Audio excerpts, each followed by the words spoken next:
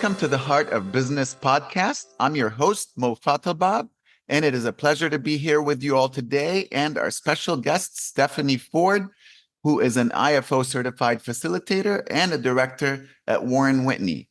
And this program is sponsored by IFO, the marketplace for facilitators. Welcome, Stephanie. Great to have you with us. Thank you, Mo. Really appreciate the time and always glad to be with you.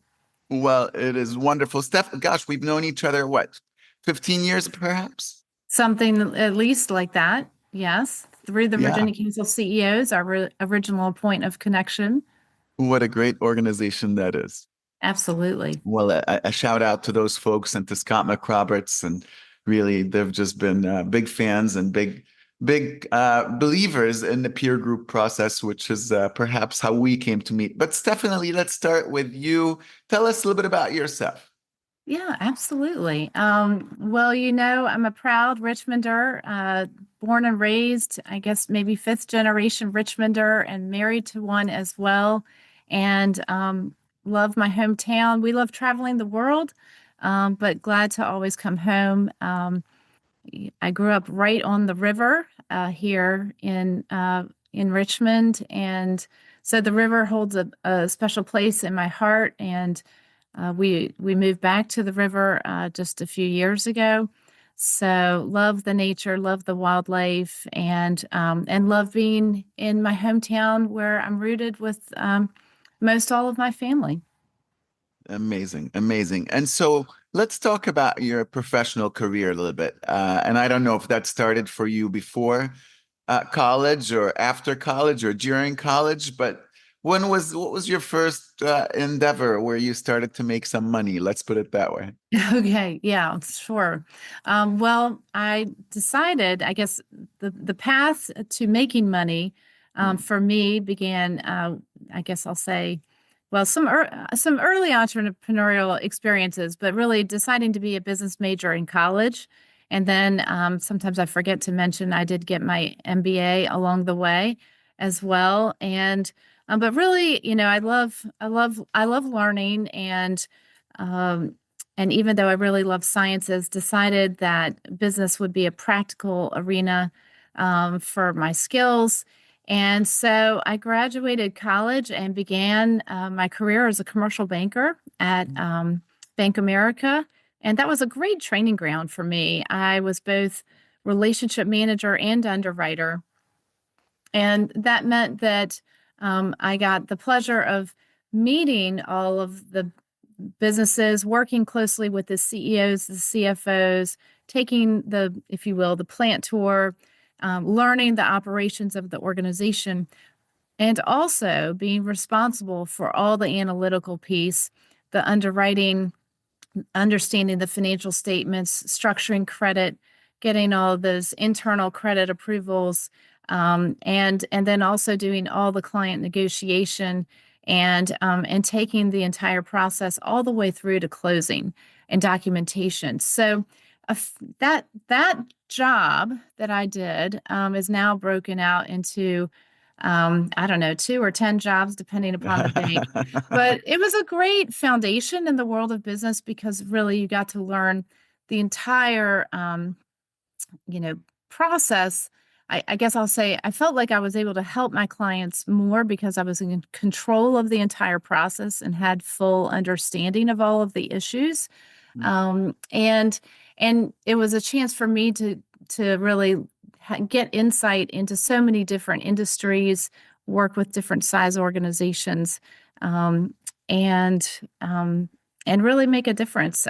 Providing credit to help organizations grow and improve and build and expand.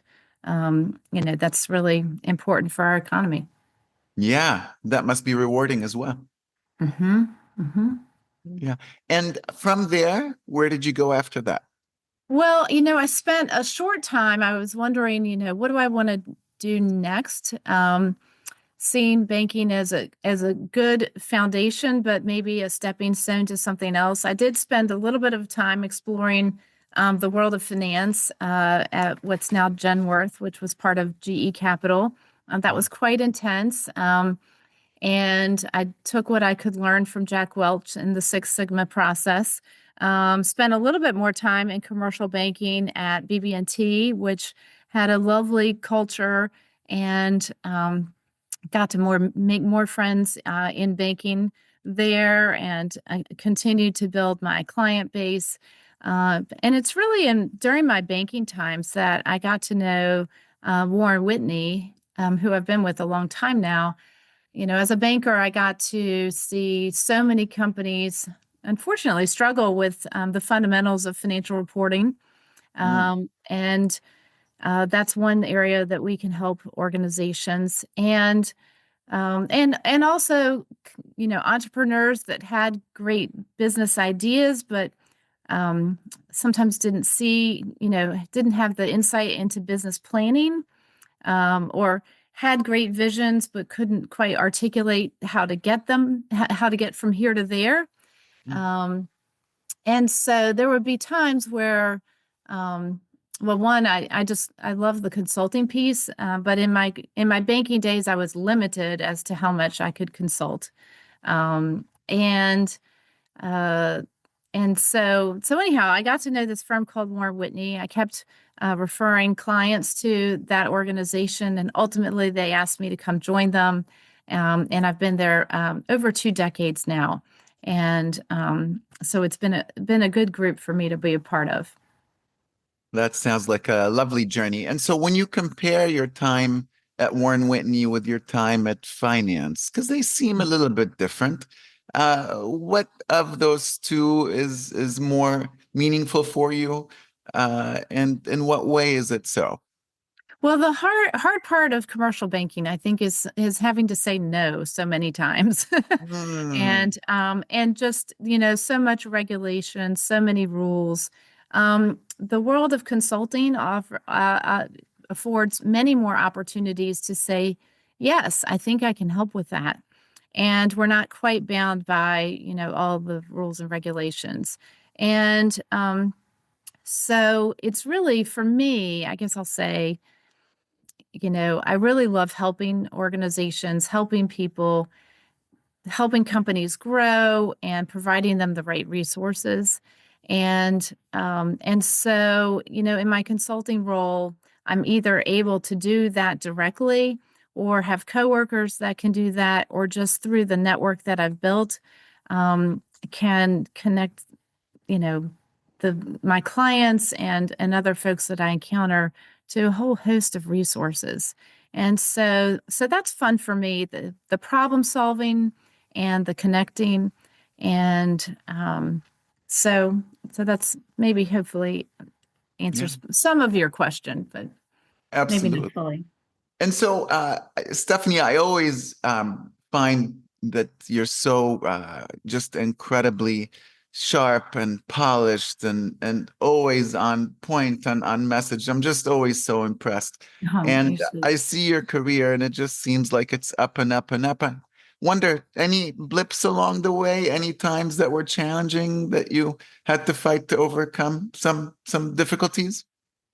Oh yeah, absolutely. I mean, I alluded to that Genworth role. That was tough. Mm, I realized pretty early in that it was not everything I thought it might be. mm, And working 100 hours a week is also not something that I would find sustainable. But I'm stuck it out. I'm like, I'm here to learn, and then go from there. And I've had even a lot of my career too has been, I'll say, augmented or enhanced by my role with boards and serving on a number of boards. So I've probably served on I don't know, about 10 different, predominantly nonprofit boards. And I will say, in some of those, they've almost been like second jobs, in that my leadership role has been so involved, either becoming, chair of the board, chair of many committees, chair of some big processes, chair of campaigns, and so it's almost, even in some of those situations, I've faced some really hard times because I don't know if it's just luck or that they find me. but but organizations going through transition has been a theme. So whenever I've in a number of cases when I've been involved in boards, it's really during a very pivotal time in the organization's life and the leadership of the organization. And so I'd say some of those situations have tested me considerably. But also, of course, that's where we learn, right? Um, Absolutely. Yeah. and I've really had the chance in cases to really be surrounded by some amazing leaders and some mentors as well. And And so I'm what do thankful you, for that. yeah, Mhm. what do you lean on internally when you are being tested? Mhm. Well, certainly my faith. Mm, Um, I think having that foundation is so important. Prayer is important. Absolutely, my family. Um, of course, I wouldn't be here if I didn't have amazing parents, right?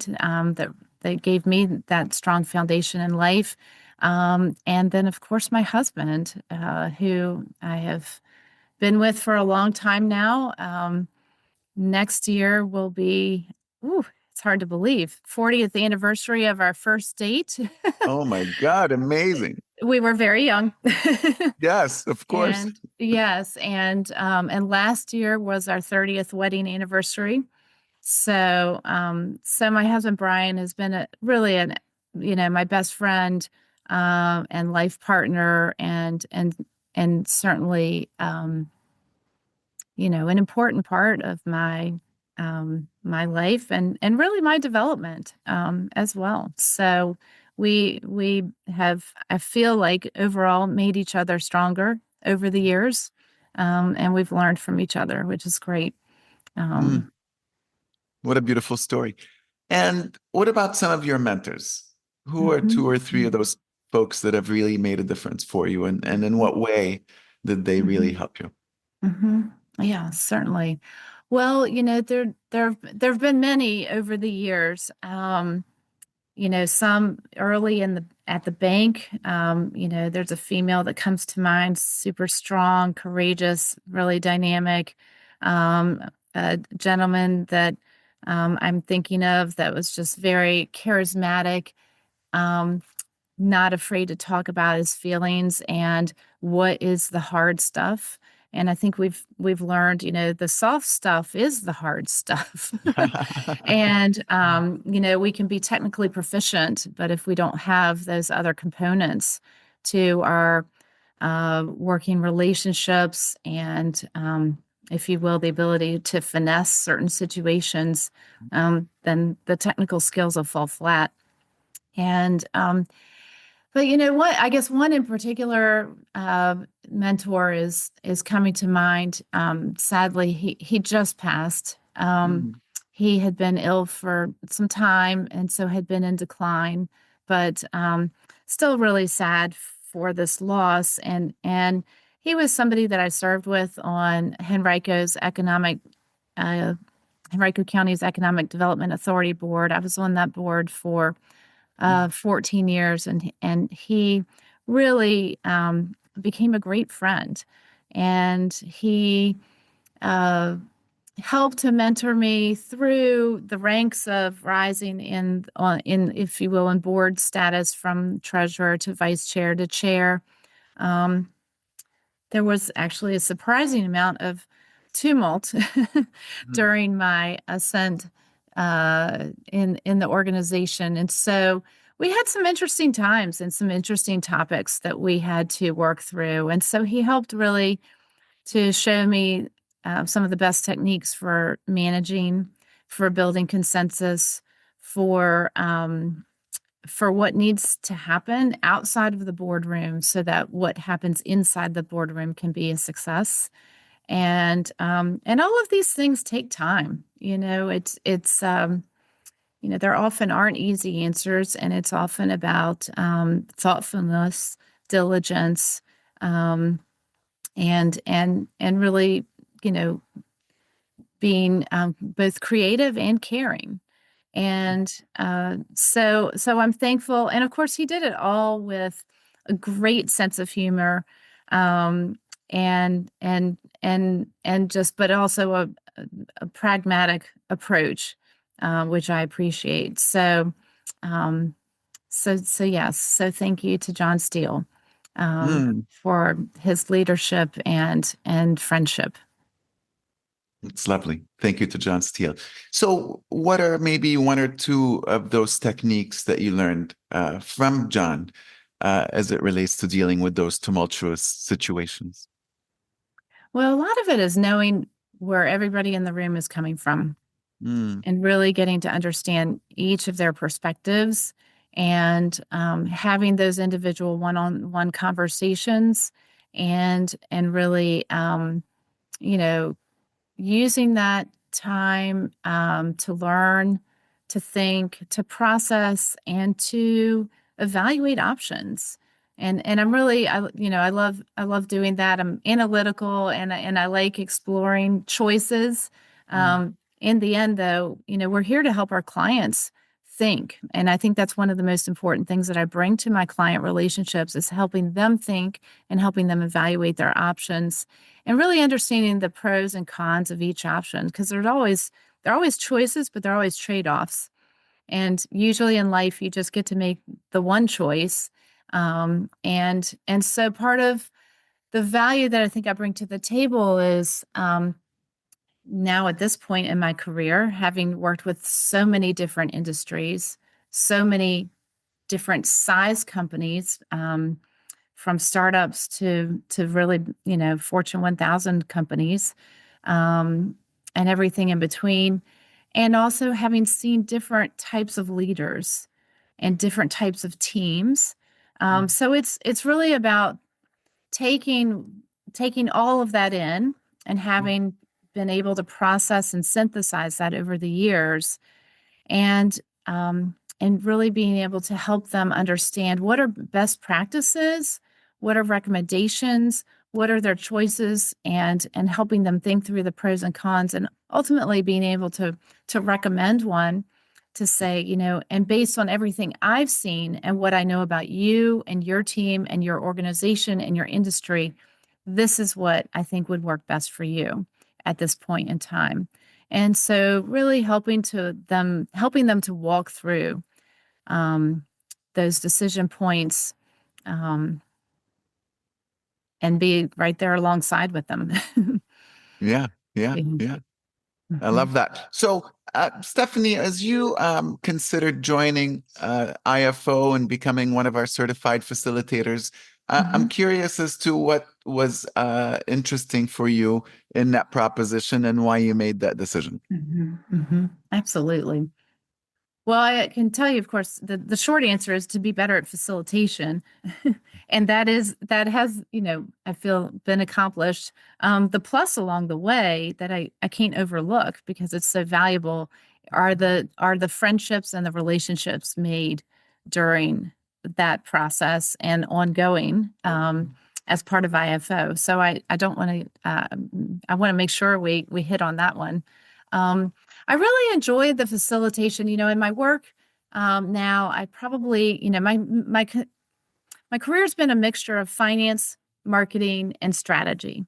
Mm, And even, for example, on the marketing side, I've enjoyed um, sales. I've enjoyed marketing analytics. I enjoy, um, the strategy piece of it. A lot of folks don't get the opportunity. Our world is so complicated now, and people are very much um, siloed, I think. And yeah. so that's where I feel that my career has given me such a broad set of experiences.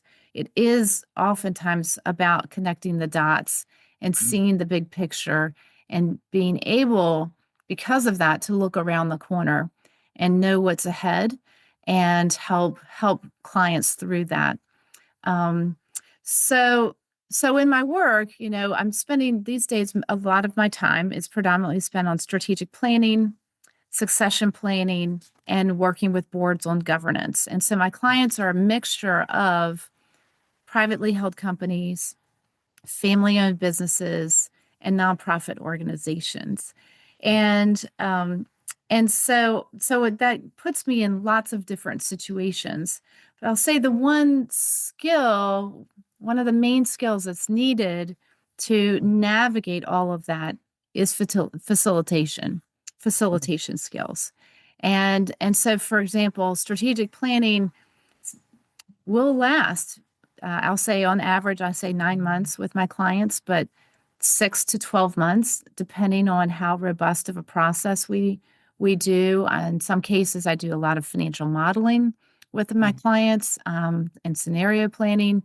So in some cases, I'm getting heavily involved in surveys. So it could take many shapes and forms. But part of what I really love the best is the facilitation in the room. And I think it's sort of akin to, in many ways, kind of like being the orchestra of a symphony.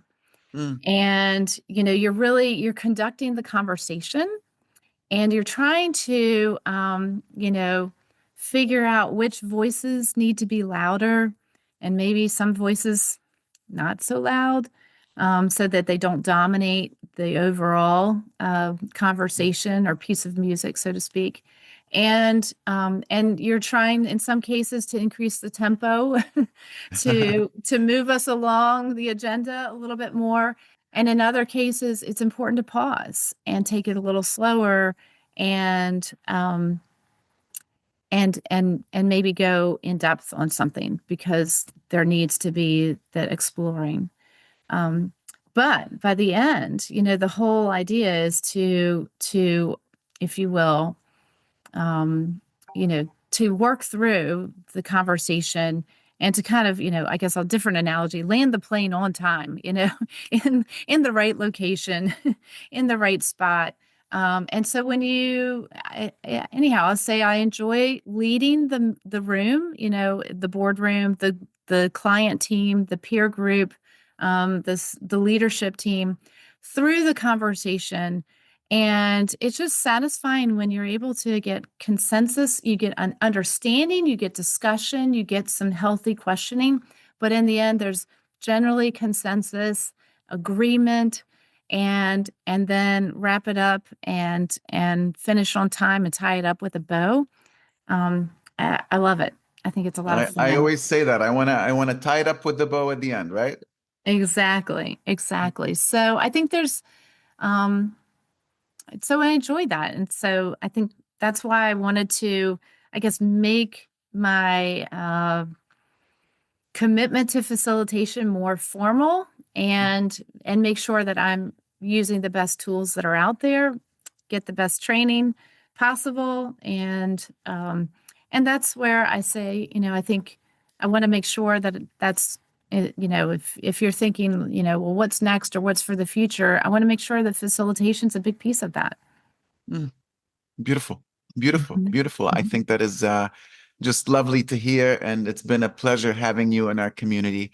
I know that we've learned a lot from you, and that's part of what it's about, is All sharing and learning mutual. with each other. Exactly, exactly, Mhm. absolutely. We grow S- together. yeah. So Stephanie, what is one thing that inspires you day in and day out? Oh, that's a good one. Um, I'll say, many things. I do love nature, and I'm going to come back to that, because I find that is, sometimes if I need to take a break, that's what allows me to refresh and renew. And so I'm thankful to be surrounded by, I mentioned the river at the beginning, and the wildlife, etc. I have been, and I guess I'll mention faith again, in terms of inspiring, and people. I will say I was a born introvert and was a little shy growing up, but I've really come to love people. And we have so many wonderful role models to look to, from individuals that I know personally that have just overcome tragedy and still persevere and positively persevere, and great business leaders in our community that are, the entrepreneurs that are so creative, all the way to, business leaders leading very large organizations. It's amazing. It's amazing. So, we all have many talents, and the possibilities are limitless when we put our good talents to work in the right places. And We are truly blessed to be able to work in these places, in these very sensitive and important conversations that can have such a big impact. And what a absolutely, privilege to do that, right? I know. I really, I love learning. And so part of my world is that I get to, one, be constantly surrounded by other great business leaders, and that's fun for me. And then always the chance to go to, seminars and more official things where I get to always be learning. So the books, it's, even though I love school, it's not always just about being in the classroom and just about being a student. I think we're always can be learning, and as I maybe said earlier, I really love solving problems, so it's about helping others, um, figuring things out, and so it's a continuous process of both learning and then using it to apply for solutions for others.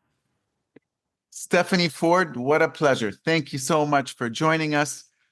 Thank you to our audience. And as a reminder, podcast reviews have a real impact on a podcast visibility. So please leave a review to help others find the show. Thank you for watching, or thank you for listening, and have a great day.